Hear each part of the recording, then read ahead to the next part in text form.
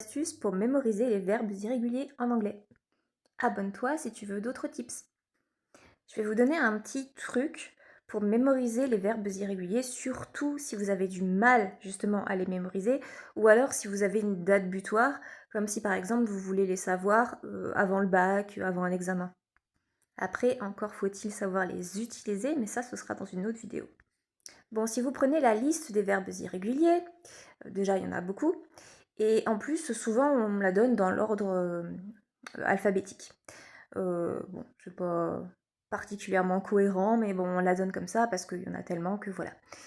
Et en fait, quand vous regardez plus longuement ces verbes irréguliers, vous allez remarquer qu'il y en a plein qui se ressemblent niveau structure.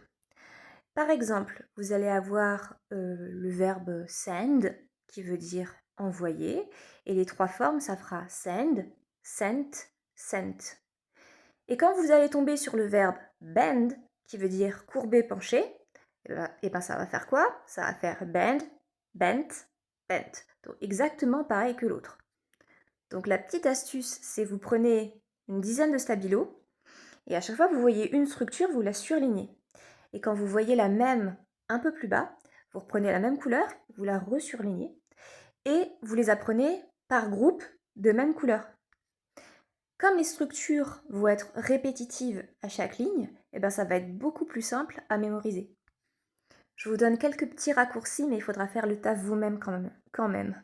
Vous savez tous les verbes qui font infinitif et après ought, ought, O-U-G-H-T. Comme par exemple think, thought, thought. Bring, brought, brought. Vous avez tous ceux où l'infinitif se prononce i et ensuite ça fait e, comme par exemple read, read, read, meet, met, met. Il y a ceux en ing, ang, ung, comme par exemple sing, sang, sung, begin, began, begun. On a l'air complètement ridicule quand on fait ça. Vous avez ceux où c'est trois fois la même forme, comme par exemple let, let, let, cut, cut, cut. Ceux-là, ils sont hyper simples à apprendre.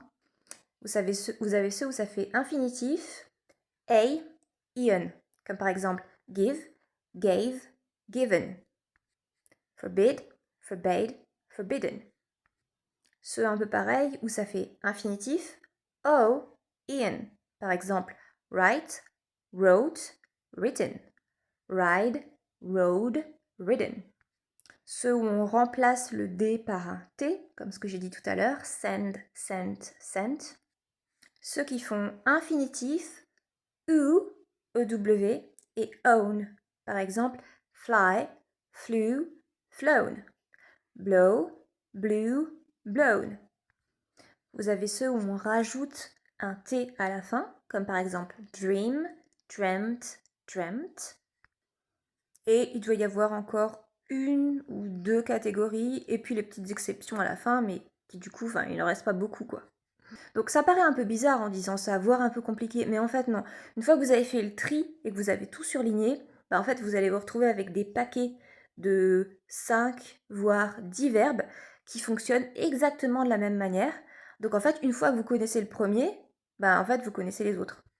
Voilà, j'espère que ça vous sera utile. Bye!